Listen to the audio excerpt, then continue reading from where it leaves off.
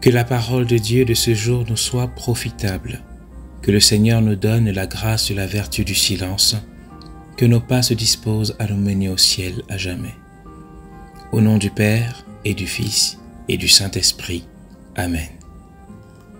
Mes frères et sœurs, chers disciples du silence, la fin d'année qui s'approche est l'occasion de nous rappeler les paroles et les commandements du Seigneur. Aujourd'hui, l'Église souffre par la tiédeur de ses pasteurs. Beaucoup se perdent et même l'enseignement authentique de l'Évangile du Seigneur est saccagé par le contre-enseignement de plusieurs dont l'amour de Dieu est complètement altéré. C'est la raison pour laquelle Saint Jean, celui dont l'Évangile dit qu'il avait toujours son cœur et ses oreilles sur le cœur de Jésus, ce Saint Jean, cet intime de Dieu nous dit « N'aimez pas le monde, ni ce qui est dans le monde. Si quelqu'un aime le monde, l'amour du Père n'est pas en lui. Tout ce qu'il y a dans le monde, la convoitise de la chair, la convoitise des yeux, l'arrogance de la richesse, tout cela ne vient pas du Père, mais du monde. Or, le monde passe, et sa convoitise avec lui. Mais celui qui fait la volonté de Dieu demeure pour toujours. » Ce bel avertissement, qui est une espérance pour les vrais adorateurs de Dieu, doit nous marquer profondément dans notre cœur et dans notre âme, afin que nous ne commettions pas d'erreur, mes frères et sœurs. L'iniquité ne doit pas être l'oreiller sur lequel on s'endort, et le mensonge ne doit pas être les chaussures que l'on met le matin au réveil. Le monde va mal, l'Église aussi, mais les vrais adorateurs de Dieu doivent demeurer du sel en s'affinant davantage pour que leur goût se bonifie. Les vrais adorateurs doivent être des lumières qui éclairent vraiment vers la bonne direction. C'est la raison pour laquelle le Seigneur laisse dehors celles des vierges qui n'éclairent plus le chemin, ce chemin qui permet de le rencontrer. Soyons vigilants. Le Dieu de Jésus-Christ n'est pas dans le bruit. Ce bruit qui va se manifester au moment où cette année va s'achever pour laisser place à une autre. Soyons vigilants pour demeurer dans ce silence qui permet à l'âme d'écouter Dieu lui parler. Et ce commandement est adressé aux familles en particulier.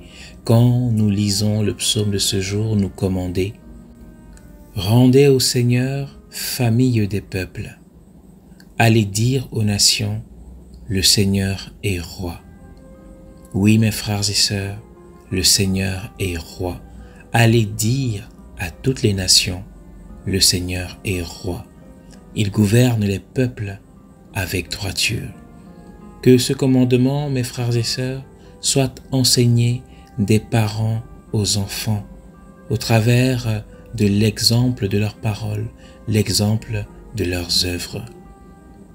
Notre foi ne doit pas être mise dans les choses vaines du monde, mais sur l'unique Seigneur qui tient notre vie entre ses mains. Nous devons penser à notre mort future comme un événement imminent qui ne doit pas nous surprendre et qui ne doit pas nous faire peur, mais plutôt comme un événement prévu par le Seigneur afin que nous le rencontrions et vivions éternellement avec lui. Tous les décès que nous vivons actuellement en cette fin d'année en sont le signe. Dieu appelle et un jour, il nous appellera aussi. Un jour, il m'appellera aussi. Un jour, il t'appellera aussi. Alors, ne réservons pas la sainteté pour demain. C'est aujourd'hui qu'il faut changer de vie. C'est aujourd'hui qu'il faut quitter le péché. C'est aujourd'hui qu'il faut se confesser et recevoir l'état de grâce qu'on ne peut pas recevoir sans la contrition parfaite de nos fautes qui, elle-même, est un don précieux de Dieu. Demandons au Seigneur la contrition parfaite de nos fautes. Mes frères et sœurs, cette femme dans l'évangile de ce jour l'a bien compris. Ayant reçu, comme le vieillard Siméon, la grâce de voir de ses yeux le Sauveur de l'humanité, et étant donc restaurée dans sa foi, elle proclamait les louanges de Dieu et parlait de l'enfant à tous ceux et celles qui attendaient la délivrance de Jérusalem, afin qu'eux aussi soient restaurés dans leur espérance.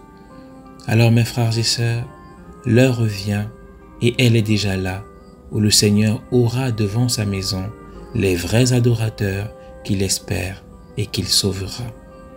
Serons-nous de ceux-là? Serons-nous prêts à l'accueillir? Que sa miséricorde se déverse sur tous les cœurs contrits, que le Seigneur l'accorde à chacun et à chacune d'entre nous. Amen.